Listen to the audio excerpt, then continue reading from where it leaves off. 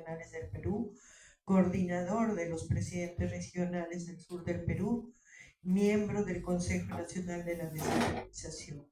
Y como experiencia gremial, fue presidente de la Federación de Estudiantes de la Universidad Nacional del Altiplano, FEUNTA Puno, y miembro de la directiva de la Federación de Estudiantes del Perú durante 2 periodos. Recibimos al compañero David Jiménez con un fuerte aplauso. Muchas gracias, compañero, por la generosa presentación. Bueno, apreciado doctor Béjar, para mí es muy grato participar en esta mesa, pero debo de expresarle que para cumplir con mi encargo hice una larga recopilación bibliográfica de todo lo referido a Tupac Amaru. Y debo de hacerle llegar una queja, porque casi su exposición la ha complementado absolutamente. Tengo muy poco espacio. Y sin embargo, con su venia, quiero alcanzar algunas reflexiones con respecto al tema de Tupac Amaru. Mi primer, y creo que aquí comparto con el doctor Héctor Béjar, mi primera reflexión es que la historia del Perú no es efectivamente como se nos dice. Que hay una gran transgresión interesada en mostrar la historia del Perú. Todo lo que se ha escrito no ha reflejado exactamente la realidad de lo sucedido. Me fue muy grato alguna vez escuchar a uno de los más importantes educadores latinoamericanos decir que el conocimiento de la historia era muy importante y que este conocimiento de la historia real debería ser ofrecido como parte de la reforma de la educación. Porque el conocimiento de la historia posibilitaba generar una juventud que tenga el orgullo de saber de dónde ha venido, cuál es su futuro, de sentirse orgulloso de haber nacido.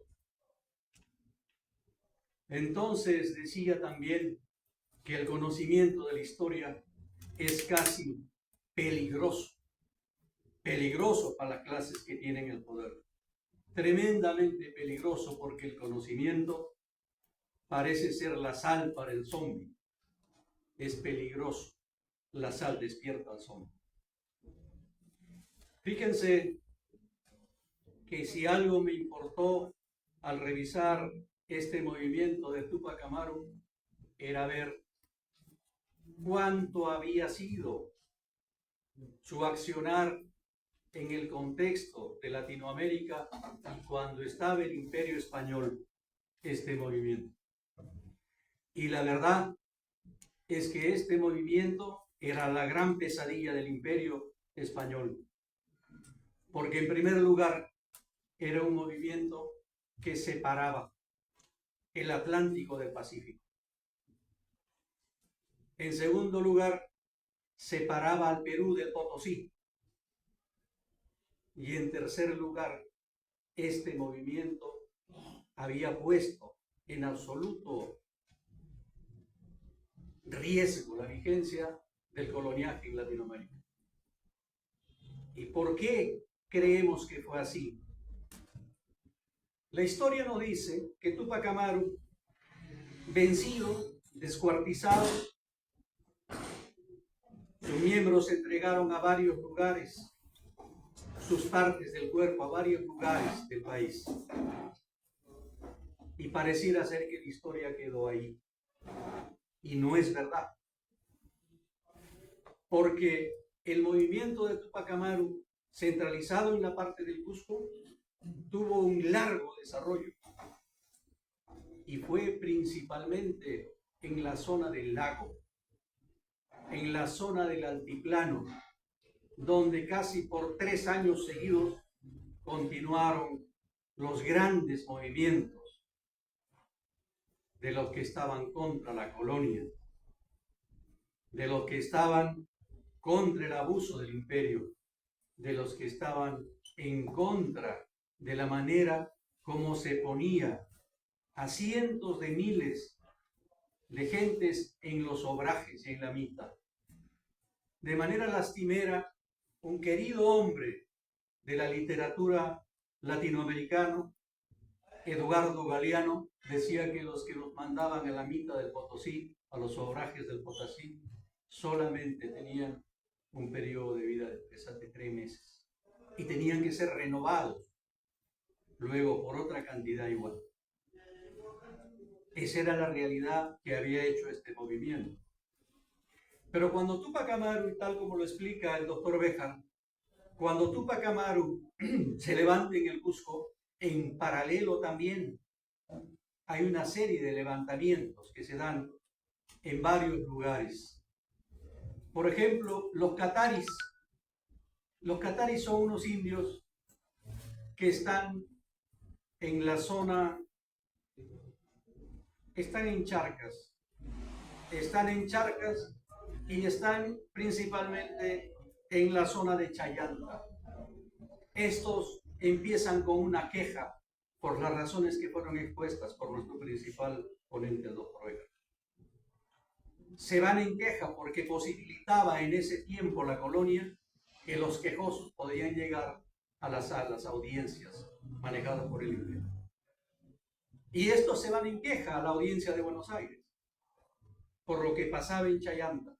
No logran mucho. Le pasa lo mismo que a Túpac Amaru, porque Túpac Amaru también va a Lima y se queja, pero no logra nada. Pero hay un problema. Este hombre que los representa es Tomás Katari. Tomás Katari lo que hace es regresar y crece el descontento. Crece el descontento y él es detenido. Hay un gran movimiento, hace que este sea canjeado él, porque detienen al corregidor de ese momento. Y ellos empiezan a manejarse de manera autónoma en la zona de Chayanta, que está al norte del Potosí. Pero este es un tema que no lo podían soportar los españoles. Van sobre él, lo detienen. El pueblo se levanta, lo saca por segunda vez, pero nuevamente detenido, el que se encarga de su detención lo liquida. Esto hace que sea un polvorín. Y 2 de sus hermanos le siguen. Él es Tomás, pero tiene 2 hermanos. Y los 2 hermanos le toman la posta y hacen un gran levantamiento y sitian La Plata argentina. El sitio de La Plata no tiene éxito. Y entonces se detiene a ellos y de manera brutal se mata a los 2. Pero también se dan otros movimientos. Y se dan en Sica, otra zona cerca al Potosí. Y aquí, a diferencia de los catarí, existe un indio muy humilde. Este indio muy humilde es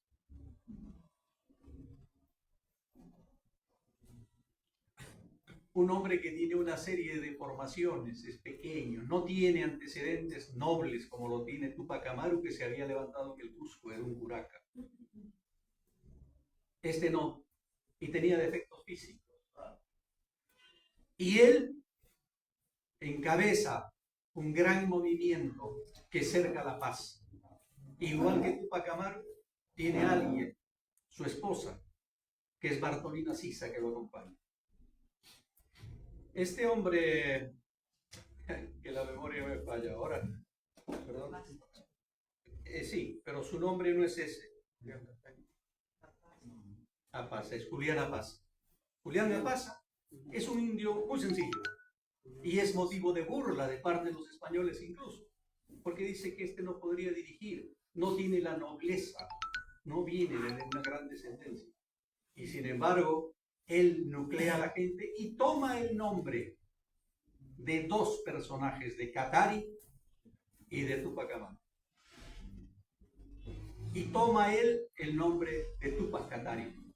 Cuando se levantan los Katari en la zona de Chayanta, él ya había escuchado del movimiento de Túpac Amaru. Como decía el doctor Reja, ya Túpac Amaru había estado en esta zona. Y se comentaba de que los tenían que apoyar. Y él trata de reivindicar esos dos nombres, de Katari y de Túpac Amaru, y se llama Túpac Katari. Túpac Katari entonces pobla conjuntamente con los aymaras, hace grandes levantamientos y se dirige hasta Puno. Y quien participa aquí son la gente leal también a Túpac Amaru. Hay una alianza entre los quechuas que vienen de la zona norte y los aymaras que vienen de la zona sur. Y para llegar a Puno pasan por una serie de pueblos y estos tienen una conducta absolutamente diferente. Estos son diferentes, mientras que en el Cusco Túpac Amaru con Micaela Bastidas buscaban integrar a mestizos a sus fuerzas, buscaban moderación. Estos no. Estos barrían con todo lo que eran los representantes de los europeos y los que tenían rasgo blanco. Su lucha es tan dura que arrasan pueblos, por ejemplo, como Chucuito, Chucuito es un pueblo cercano a Puno, donde se cobraba el quinto real. Y Chucuito era un lugar donde había florecido la explotación de la plata. Estaba cercana a las minas de Esquilache, del conde de Esquilache. Aquí se cobraba el quinto real. Aquí se cobraba el tributo al indígena. Y cuando llegan las fuerzas de Túpac Katari con los hilabes, con los lupacas, con todos los aymaras, barren con Chucuito. Y se da una matanza de más de 500 personas en Chucuito. Cuando llegan a Juli, en Juli también pasa lo mismo. Las fuerzas que eran leales a Túpac Amaru, eran gente que venía de la zona aymara, matan como a 400 y ni siquiera toman en cuenta el asilo que en ese tiempo daba la iglesia. Los que entraban a la iglesia podían ser respetados en sus vidas. Estos no. Sacan a dos caciques pro-realistas, digamos, y los liquidan en plena plaza de armas. ¿Qué quiero contar con esto?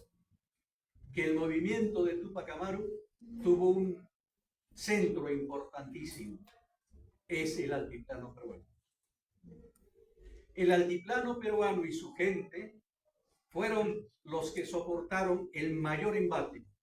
Y fíjense, tengo la crónica, pero por tiempo no lo puedo leer, aunque me gustaría si ustedes me dan el permiso. ¿Qué le hacen las fuerzas que luchan en la zona del altiplano al ejército que había vencido a Túpac Amaru? Estaba dirigido por un jefe realista del Valle. Él era un hombre que había sido admirado. Su fuerza real, que había abatido al célebre Túpac Amaru, lucía sus fuerzas y se iba hacia Puno a controlar. Y saben que regresó vencido. Y la crónica dice que ese ejército glorioso que había lucido sus fuerzas regresa vencido. Pierden más de 1.500 hombres. Porque en Puno, que es sitiado, tienen que salir y escapar hacia la zona norte, hacia Cusco, a pedir auxilio. Si algún mérito tiene el altiplano, es justamente este: lo vence al ejército. Hay un hombre ahí, y quién sabe es la parte de mi intervención, hay un hombre ahí que hay que rescatar en la historia. Es un hombre leal a Túpac Amaru, pero ya Túpac Amaru muerto, pero él sigue leal. Pedro Vilcapasa. El general Pedro Vilcapasa es descrito en las memorias que saca el Valle, y dice que es un hombre hábil, valeroso, un gran militar. Así lo define él. También tiene que reconocer del Valle que casi por suerte sale victorioso o vivo de la zona donde va a combatir, en la zona de Puno. Y dice, nos hemos encontrado con una realidad distinta. Ya no es el indio pasivo, reflexivo, que había sido vencido durante la conquista. No, dice que hay cosas que lo admiran porque ve que un indio había sido atravesado con una lanza. Él mismo se la saca y va y combate hasta morir. Y da como ejemplo también de otra parte, como otro soldado indígena es atravesado en el ojo por una lanza, se saca la lanza y también combate y dice, necesitamos otro soldado realista para vencerlo. Esa es la calidad de la gente que había peleado aquí. Al general, a este comandante Vilcapasa, que había luchado con Diego Cristóbal Tupac Amaru, que fue el hombre de confianza de José Gabriel, lo matan en Azángaro. ¿Pero por qué? Lo matan por dos razones. Primero, porque él se opone al amnisticio que quería y que se incorpora, al perdón al que se incorpora Cristóbal Tupac Amaru. Él no, dice, este es una trampa, y la historia le da razón, porque este pariente de Tupac Amaru, Diego Cristóbal Tupac Amaru, le ofrecen que le podían levantarles comunión, y él acepta, a condición de que deje las armas y que se acoja al perdón que había propuesto Jáuregui, el virrey Jáuregui. Él lamentablemente se acoge a este perdón y comete dos grandes errores. Cuando están cercando Puno, él se retira, porque si no hubiera sido vencido y acabado el ejército realista allí. Él se retira. Este ejército que se retira hacia Cusco luego tampoco es atacado en la zona norte por donde estaba Diego Cristóbal Tupac Amaru con sus fuerzas. Los dejan pasar. Este evento, porque él ya había transado su perdón y había pedido que acogerse a la excomunión, que se le levantara la excomunión. Ingratamente, los historiadores después dicen que cuando es capturado Pedro Vilcapasa, el gran general Vilcapasa, cuando está en el patíbulo después de haber sido torturado toda una noche, ve entre la multitud y lo reconoce a Cristóbal, a Diego Cristóbal. Y ve allí también a este general, que es el general realista que está allí, que es del Valle. Y ve a otros caciques traidores. Y él, después de una horrible noche de tortura, dice esa frase célebre: aprended de mí. No, dice, a sangarinos aprended de mí. Aprender a morir como yo, mirando al sol, por este sol. La historia poco enseña en los colegios esta importante gesta de nuestra gente. Nos hace pensar que solamente la revolución, el levantamiento de Tupac Amaru fue localizado en Cusco. No es así. El levantamiento de Tupac Amaru tuvo una repercusión en todo la corona española. Como les dije, se paraba porque estaba en el centro, en la zona de Charcas, en el virreinato de Charcas. Tuvo gran importancia. Las condiciones que soportaron después fueron graves en el altiplano. Casi en castigo a Puno. Se formaron 8 intendencias después de acabados con ellos, con todos los rebeldes. Y a Puno fue transferido.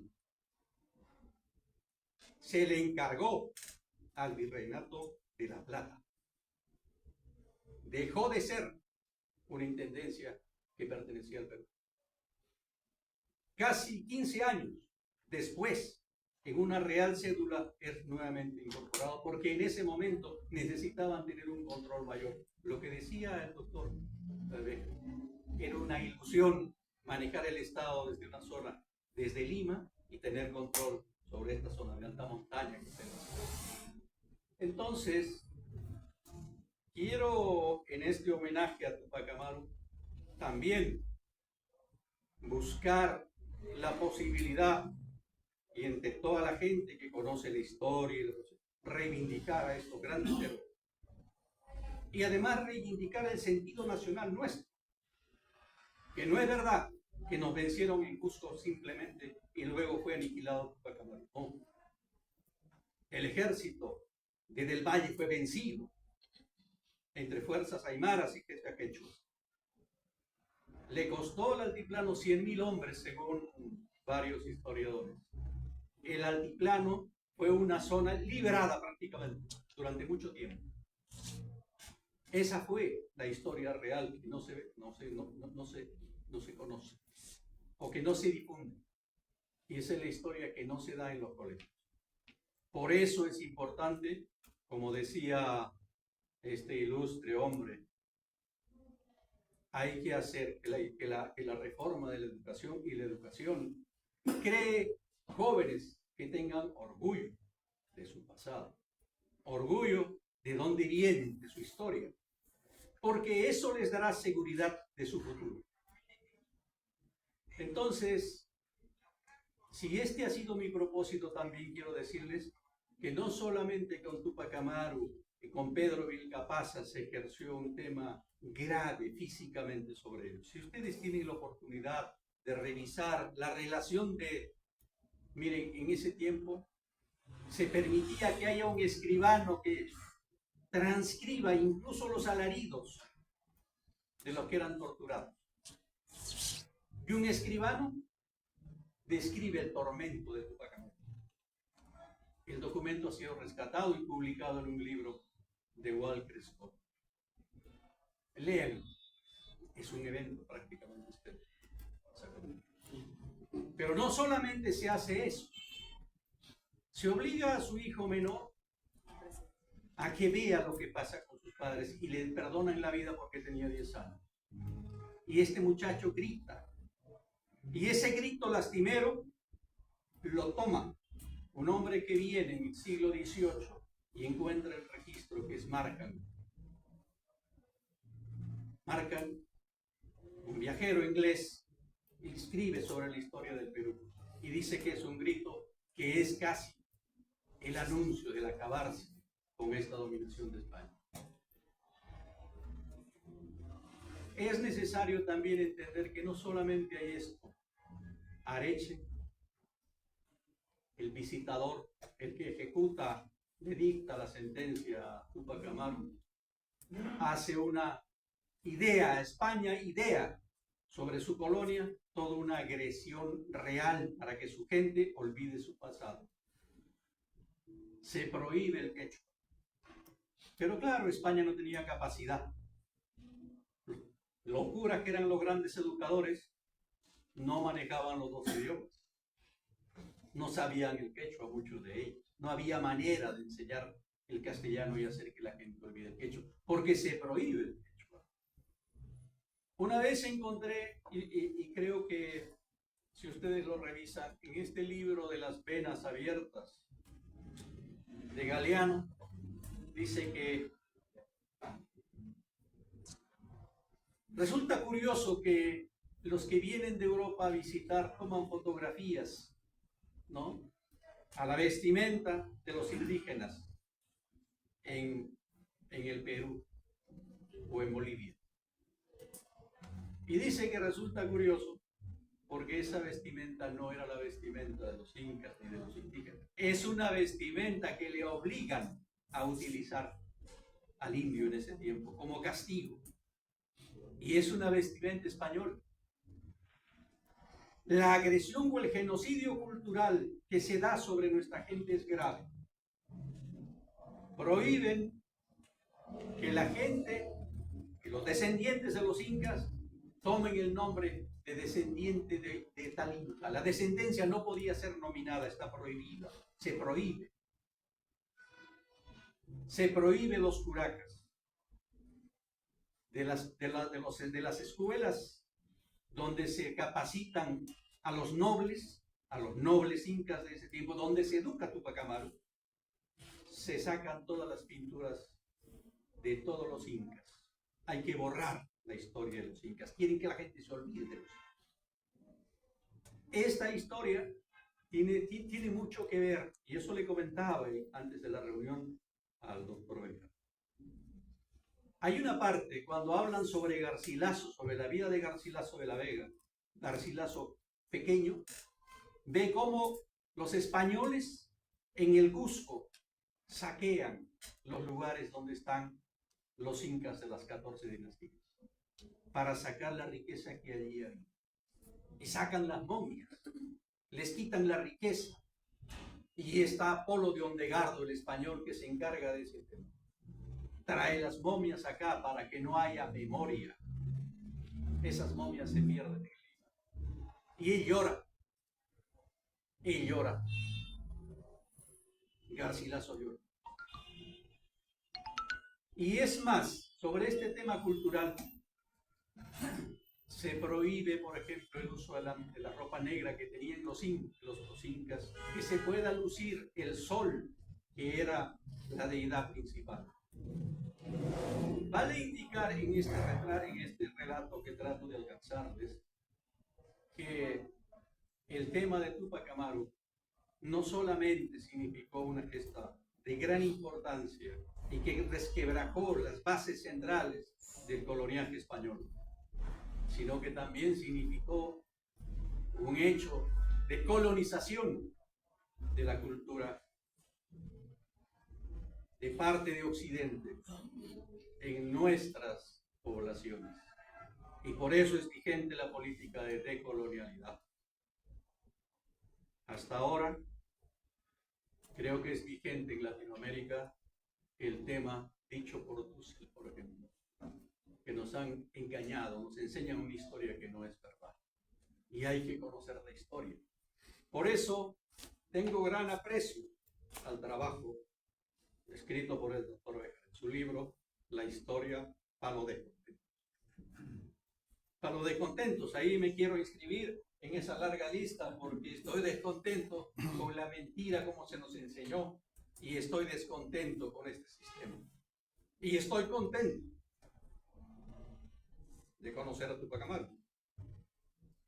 Y estoy contento de ser parte de esta sociedad básicamente que resistió al embate español. Por eso, compañeros, yo les agradezco esta oportunidad, les agradezco muchísimo la intervención del doctor Bejar y la apreciable intervención de nuestro compañero Ilseano. A su lado me siento muy pequeño, dos grandes hombres que habían estado y ofrendaron el riesgo de su vida en este tema. Les agradezco mucho y